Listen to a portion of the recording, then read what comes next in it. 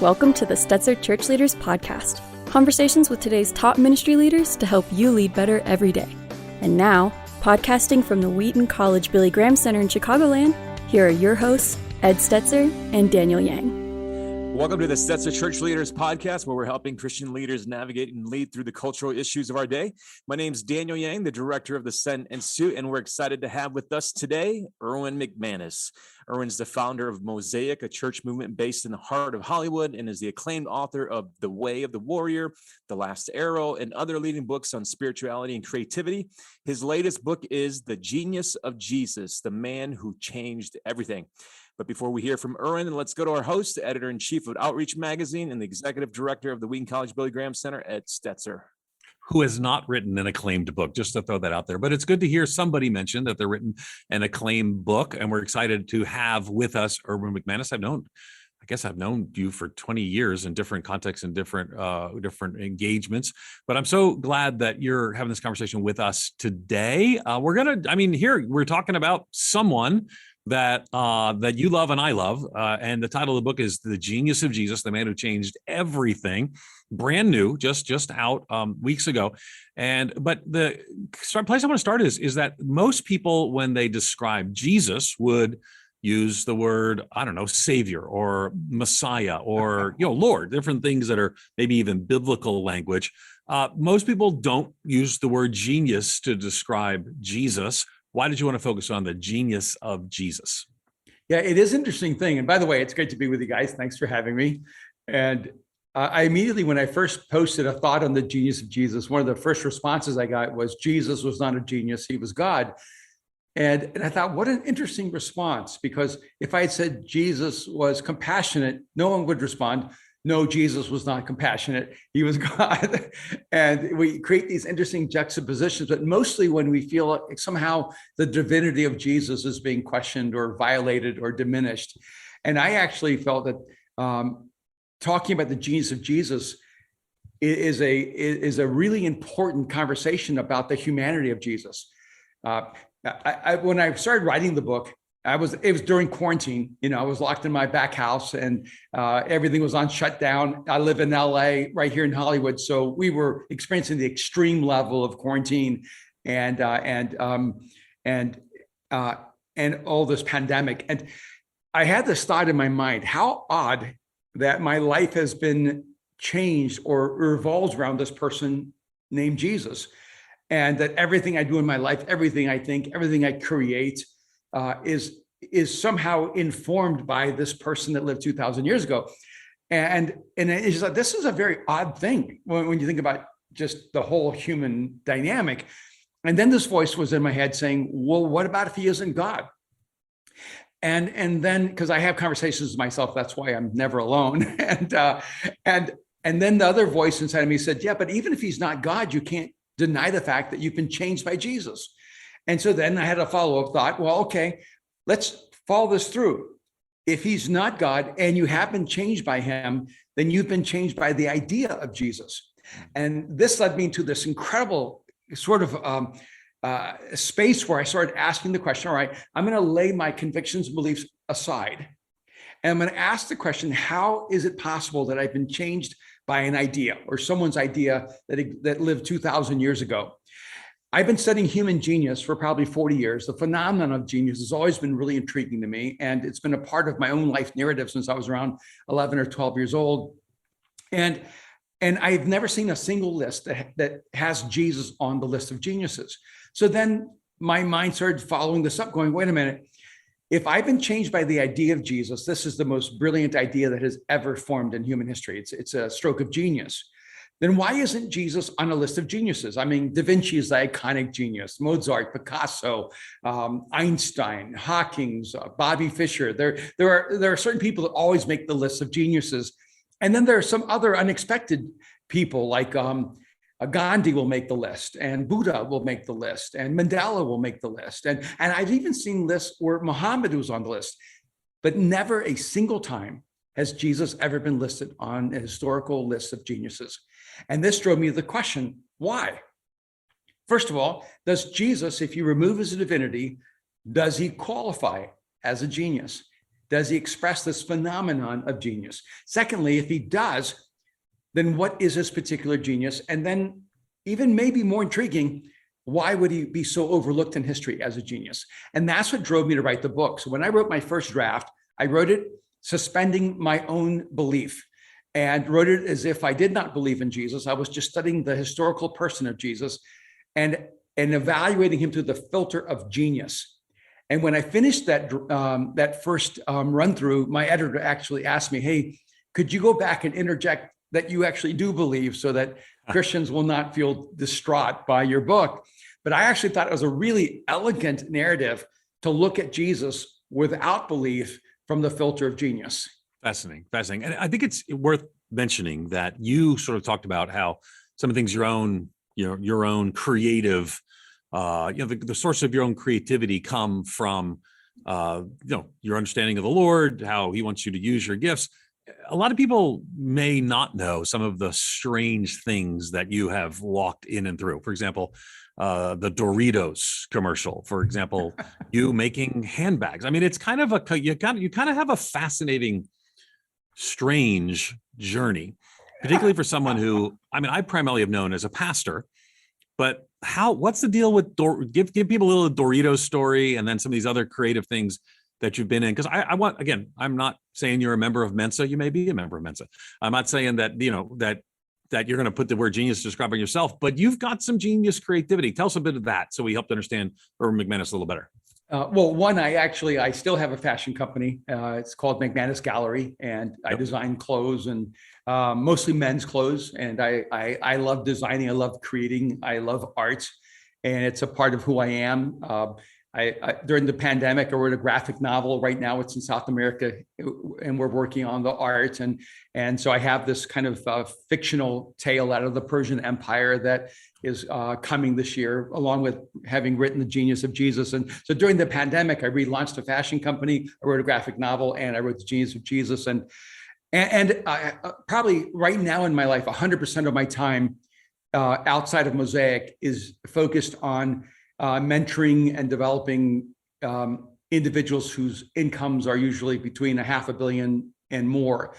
And it's because I've worked as a futurist for 40 years and I work at developing high performance individuals. And so I've been in these worlds for a long time. I've owned a film company and a fashion company and a tech company. And I was not funded as a pastor. I was a volunteer pastor. And I would say up to 5 years ago, my income was 99% from outside of the church. And so what a lot of people don't understand is that pastoring was never my occupation. It was always my passion. And so people always say to me, why would a pastor be an artist or do art? And I go, no, you're asking the wrong question. The question is, why would an artist choose to become a pastor? And I didn't grow up in church. I didn't grow up in faith. I grew up irreligious. I'm an immigrant from El Salvador.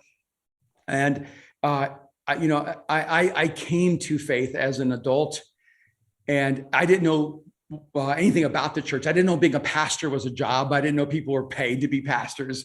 My income up to probably the age I was 33 was never higher than $12,000 a year.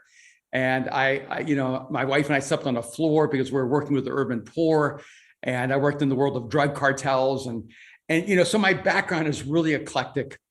And I never expected my work in the church to fund me or finance me or take care of my family. And the only reason I actually took on more the identity of being a pastor is when my kids came to me and said, you don't let anybody call you a pastor. You don't let anyone call you pastor. And we think that if you would identify yourself more as being a pastor, more really cool, edgy, inventive, creative people would want to become pastors too. And that's actually one of the reasons in the last, probably only the last 5-6 years, have I actually even allowed myself to be called a pastor. And that's because, my kids came and said, hey, people want to be fashion designers because you're a fashion designer. They want to be a filmmaker because you're a filmmaker. They want to be a futurist because you're a futurist. They want to be a writer because you're a writer. No one wants to be a pastor because you don't identify yourself enough as a pastor. And so I wanted to change that because I wanted people who were intrinsically more inventive, creative, innovative, who maybe were more on the edge and fringe of culture, to say, oh, serving through the church is a really great place for me to use my gifts and talents. And Ned, we've been intersecting for decades now, and frankly, I've seen your influence expand so dramatically in such a powerful way. It's really astonishing and wonderful to watch. And so you understand the frequencies at which the church kind of operates. And one of the challenges for me is, I've just never actually fit into modern Christianity very well. Sure. And people would ask me, in fact, recently I was talking to Sheila Walsh, and she said, I remember meeting you 15 years ago on a panel, and there was 8 of us on the panel or so, and we would all answer the question, then you would answer it completely different than any of us. And she said, I'll never forget you, because she goes, you just never answered anything the way we would expect you to answer it. And I would get asked, what are the techniques you use to think outside of the box? And I remember even when I was young, I said, you don't understand. I don't have any techniques to think outside of the box. I have techniques to try to think inside of the box. And I think my great distress when I became a Christian, and then when I became, started serving as a pastor, was I wanted to belong so badly to the church. I wanted to belong so badly to Christianity. Like my dilemma I wasn't trying to break out and be rebellious and be different. I was so desperately trying to belong and to be accepted. But every time I opened my mouth and every time I created something, it felt as if it was a violation of the entire culture of Christianity. And I think I had to kind of grow up and finally decide one day, I can't live a life of obligation. I have to live a life of intention. And whether I ever fit into the frequency of Christianity, I have to just be true to what I hear Jesus speaking to me, and what I see needs to be created for the future. Erwin, I can attest to the fact that, like, your creativity, you really have inspired a new generation of church leaders and pastors. And I can attest to that because of the number of church planners that are creatives and artists that got into the ministry because of yours in particular. So when I think about you, that's kind of your genius, is your ability to inspire, your ability to take people from different, sectors of industry and focus them towards faith and humanity. But in your perspective, though, as you think about like genius, like what makes somebody a genius? And then let's put Jesus into that. Like, does Jesus fit into those labels in our categories of what a genius is? Sure. It's interesting. With all the research I've done over so many decades, even writing this book, wrapping your brain around what a genius is not easy. It's one of those interesting things where it's hard to describe what beauty is. You just know it when you see it. And, because the phenomenon of genius is really someone who violates our view of reality. They violate our view of what's possible. And they change the measurement of greatness. And I think one of the great challenges of genius is that geniuses make brilliant people look ordinary. And so you have Mozart, and he makes every other composer of his time look ordinary, even the best of the best. And so in the book, I describe certain characteristics of geniuses. They're always heretical. They violate the present view of reality, whether it's Picasso with art, or Da Vinci with invention, or whether it's Mozart with composition, or maybe whether it's Tarantino with filmmaking. Geniuses always become heretical, and they violate orthodoxy. They always transform their field. After their life, that particular genre is no longer measured by anything before them, but only by what they created, and then it goes forward. And so Newton sets an entirely new view of the world, but once Einstein lives, Newton's thinking almost becomes irrelevant. And so you find that geniuses have a way of being transformative in their field. There's a lot of things that inspire genius, but one of the powerful things to me about looking at Jesus is, like, does Jesus actually qualify within this framework of genius? And one of the challenges is that genius always has to have a domain. You wouldn't know Mozart was a genius if there wasn't for music. You could hear his genius. And you wouldn't know Da Vinci was a genius until you see the Mona Lisa. You see and experience the genius. You would know that Bobby Fischer and Sons would be a genius until you watched it on the canvas of a chessboard. And then we go, what's Jesus's canvas? Like he's not a musician. He doesn't write books. He hasn't studied physics. He's not a mathematician. Where is the genius of Jesus? And what really struck me is the reason it's so easy to overlook his genius is that his canvas is the human spirit. That where Jesus's genius is actually translated is in the transformation of individuals. And that's why it can be so easily missed, because we were not really looking at ourselves as the canvas from which a genius is expressed. And one of the things that to me is so fascinating is that genius, as frustrating as it is to me, is not transferable. And, because if genius was transferable, I would spend my entire life in the presence of some genius and let that genius sort of wash over me and change me. But you could spend your entire life with Monet and never learn how to paint. And you could spend your entire life with John Lennon and never learn how to write yesterday. The reality is that genius is not transferable except when it comes to Jesus. And this is why I felt this book was so important. That the genius of Jesus is actually transferable. And only after I wrote the book did I realize I've spent my entire life trying to always find human language for religious jargon. And how do you talk about transformation in just human language? And it really is about transferable genius. That what makes Jesus a genius is his ability to elevate what it means to be human. And then he places within us the capacity to actually be elevated in our humanity. And as I wrote the book, I felt like this is the most important work I've ever created in my life, because I think even for people who do not believe in God, it gives them an accessible language to understand what God does when you enter into a relationship with him. Okay, so let's kind of push down that premise a little more, because it is interesting that if you ever go to something like a Mensa meeting, there are some people who are amazingly high capacity individuals. And then there are some people who are just, their genius has actually led them down a path where they can't find their way home. Mm-hmm. And so it's an interesting thing that you're walking through, and you look in the book at some ways in which Jesus fit that characteristic.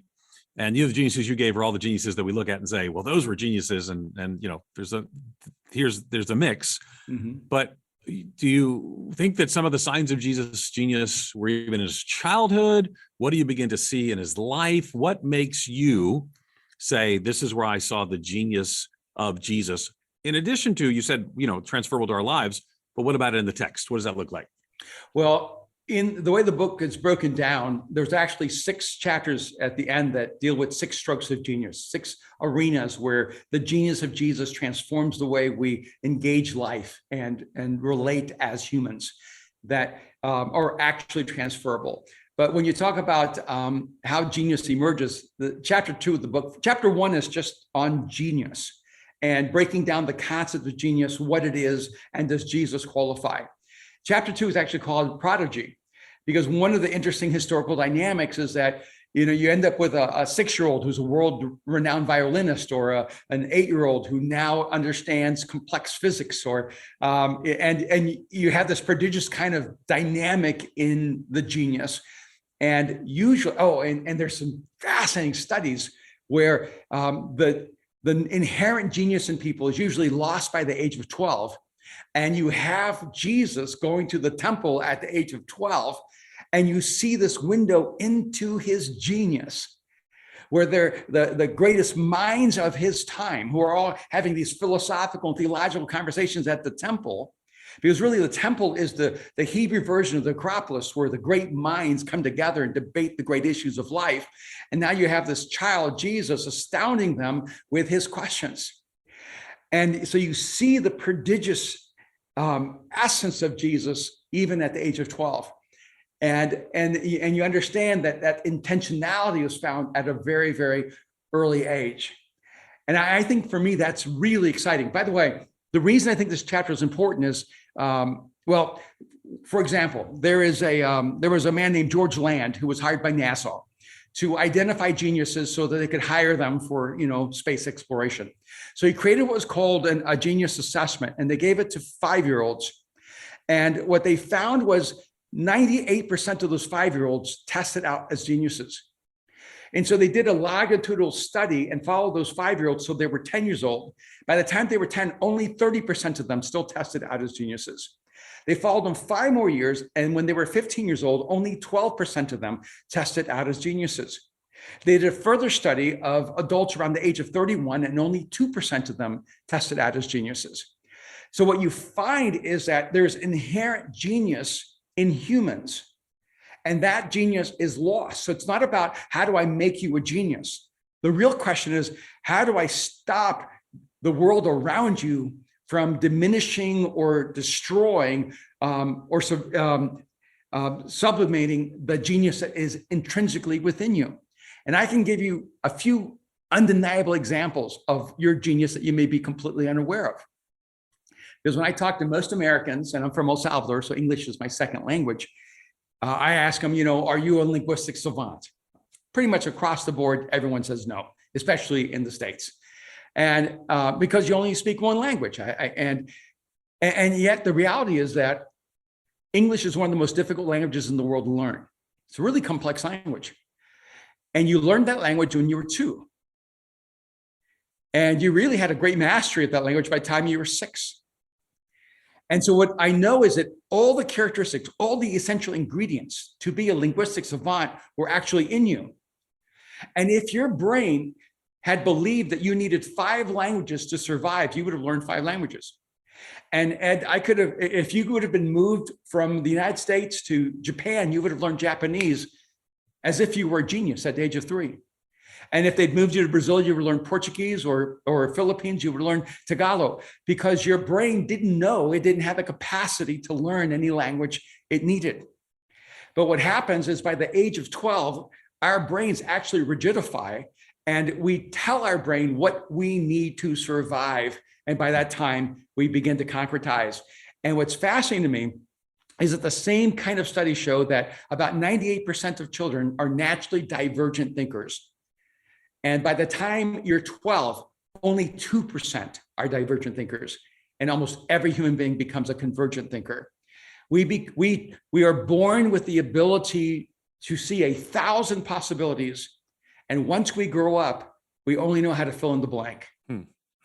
I'm really tracking with you, Erwin. I really love that idea of, how God's created us with this innate genius. And so a lot of our listeners are trained seminarians, so they want to go to the text, right? They want to know how the Bible supports this idea. And, so Jesus as the creator, that's probably something that they get, right? So there's a lot of important titles for Jesus, but, technically, like, it's not in the text. Like, Jesus, the genius, isn't in the text. So does it even matter? I mean, what would you say to that? Well, one, we have seminaries there that teach the Trinity, but that's not in the text. And you were teaching all this stuff about the end times that actually isn't in the text. We know more about the second coming than the Bible does. So I've never known theologians to have any problem going outside of the text and pretending it's in the text. Just to state that as an issue. Just so we're clear, we would say the Trinity is in the text, just not the word. Okay, but I got you. I got what you're saying. I would say the Godhead is in the text. Right, fair. But you're saying there's inference here. Yeah, what I'm saying is that many of our theological positions are actually built on a construction of truth in the scriptures. Okay. The reason we haven't really seen the genius of Jesus is that construction has never been meaningful to us. And I don't know how you could read the Bible and not think that God is inherently a genius. In fact, just take a moment and think, how absurd would it be to say humans can be geniuses, but God is not? Sure. Right. If you just step back and go, the question just seems moot, right? If there's any expression of genius in the world, it means it's an expression of the image of God. And in fact, what I would say is that genius is the aberration that reveals to us the capacities that have been lost to us because of our broken relationship with God. Now, let me give you a theological basis for that. Before the fall, God says to Adam, there was not even Eve yet, to name all the animals, to name all the species. And so Adam doesn't have a computer. He doesn't have, he doesn't have Notepad. He doesn't have anything. And he has to name every animal on the earth. And so I'm thinking the mental capacity to be able to remember the names of every animal he saw would be extraordinary. And then not only that, but the creative capacity to keep thinking of names is extraordinary. And so when I look at that small window of human capacity before the fall, what I have to wonder is maybe our view of human history is wrong. We tend to think of humans evolving and getting better. Maybe we actually digressed in the fall, and what we've been going through is a reclamation of what was lost.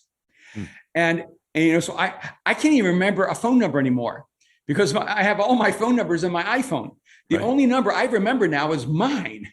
I don't remember my wife's or my kids', but 20 years ago, I remembered everybody's phone number. In fact, when I was in college one time, just for fun, because I would do this all the time, I went to a room, there's like 150, 200 people. And I said, and I was there with a friend, and I said, everyone, give me your name real quickly. And then every single person in the room gave me their name. Bam, bam, bam, bam, bam, bam. And then I said, everybody move. And I put every single person back in the exact place where they were seated or standing and told them their name. And I did that in a matter of minutes. And it's not because I'm a genius. It's because I actually used my memory. And I recognized that I had this capacity, and I built this muscle. Now I can barely remember how to get home, because I have Waze, I have Google Maps, I have contacts. Everything you tell your brain you don't need, you lose. And, we're all created in the image of likeness of God. Even when we don't believe in God, that image is still within us. We should not be shocked that human beings suddenly have this phenomenon of an expression of the divine.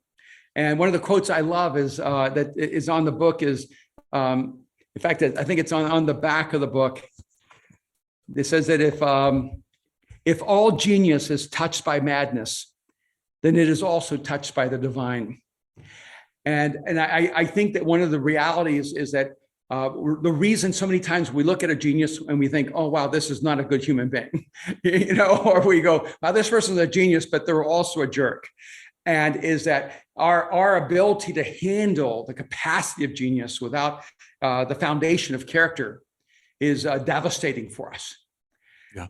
And I think so many times what happens is genius gives us a shortcut from having to develop our humanity. And I think one of the beautiful things about Jesus is that he actually makes the humanity the genius. Yeah. No. Okay. I like that. I like the reflection, that spark of the divine. One of the things that's in the book, I'm going to read a quote. It says, if you choose to embrace the genius of Jesus, you will never see the world the same again. You will never see people the same again. Mm-hmm. You will never see yourself the same again. So what is it about embracing the genius of Jesus that would lead you to see the world, yourself, and others differently? Yeah, what I do sometimes, I try to just break things down to the simplest, raw beginning. And, I'm 63 years old now. I've lived a long time. I've seen a lot of life. I've seen a lot of people rise and fall. And what I began, and I've had the opportunity to work for years among the urban poor. And I've had the opportunity to work with some of the richest people in the world. And one of the things I began to realize is the dumbest decisions you will ever make will not cost you money. They will cost you people. And there's so many times I tell myself, how did you do that? I mean, how were you so dumb that you would make that decision and not realize it would destroy everything in your life, every relationship, everyone that mattered? And I realized, wow, money cannot buy you the kind of relational intelligence that you need to live a life that's fulfilling. And so I can tell you, I've met person after person after person with incredible financial success and success in so many fields of endeavor, and they're hollow and empty inside, and their lives are almost in their minds unreclaimable. And one of the things I really wanted to help people realize is that the genius you need most is the genius of human connection, of how to relate to other human beings. And And when you have that genius, then you have the basis from which you can build other things as well. And, I in this meeting, I was just in the 100 guys in the room, all making $100 million a year minimum. And they were asking me, like, why should they think the genius of Jesus is important? And I said, hey, for you, here's the bottom line. I'm going to teach you how not to die alone. And because one of the things the genius of Jesus will help you do is to die with meaningful relationships in your life, because you've made people the most important value in your life. I'm really curious, Erwin, as you were studying this and this became, a big theme for you. Like, what did this do to you personally? Like, how did it change your view on different things like empathy and human connect? Like, what was it about the study of this that really impacted you personally? Well, I think it impacted me on multiple levels, and some of them are almost like too awkward to talk about in some ways. And by the time I was 12 years old, I was in a psychiatric chair, and I was a straight D student, first through 12th grade, and I was an incredible underachiever, and was even told I was retarded, and wondered, if I just really did not have like the mental capacity to even function or succeed in the world. And I was pretty neurotic, maybe even at times on the hinge of being psychotic. And I've been married now almost 40 years. And I can tell you, there have been times my wife has literally come to me and said, what happened to you? Like, something changed in you. And I the longer I've walked with Jesus, the more boundaries in my life have been erased of limitations. And I don't know any other way to put it, but I feel that coming to know Jesus has made me smarter, has unlocked my mind, has opened my imagination, has changed the basic construct of who I would have been as a human being. And so, without like overstating it, I know that we always feel like Jesus wants us to have big hearts, but it seems like he wants us to have big hearts and small brains. And I actually think that God wants to expand our imagination. He wants to expand our curiosity. He wants to expand our capacity to think most deeply, because the greatest level of wisdom necessary is really in human interactions. And so one of the ways it changed me is I walked away from this going, wow, even if I didn't believe in Jesus, I would want to be changed by him. And it made me have a greater admiration and affection and love for who Jesus was just as a person. And it made me more convinced that all the violence, all the chaos, and all the challenges that we're facing as a society, is that the singular genius that can fix this is Jesus himself. And so when I wrote those chapters on the different strokes of genius, there were certain points where I was just going, I finally understand. It's almost like I was identifying the compass that has guided me throughout my life without having ever articulated it. And that for me was really exciting. So, of course, the book, just to remind everybody what we're talking about the genius of Jesus, the man who changed everything. The book's out in September 2021. And of course, Erwin has written some just books that have been very impactful, influential inside the Christian church and outside the Christian church. Some of you are familiar with past books he's written, The Way of the Warrior not too long ago, The Barbarian Way, probably one of the better known ones, and more. So, our audience is pastors and church leaders. That's who We're mainly talking to. So if you're a pastor and church leader, when I hear a lot of this seems to me to be, could be the starting point of a conversation about someone who might be trying to understand Jesus, become a follower of Jesus. Is that part of why you wrote this, is to explain Jesus? And does it lead them to a deeper understanding of how they might respond to him, or how does that work? Yeah, I had two really strong intentions when I wrote this book. One is that I spend a huge part of my life talking to people who don't believe in God. And in fact, one Easter, we did a survey at Mosaic, and I said, how many of you would say you're atheists? But if God were out there, you'd be open to discovering that. We had over 1,000 people on Easter say, I'm an atheist, but if God's out there, I'm open.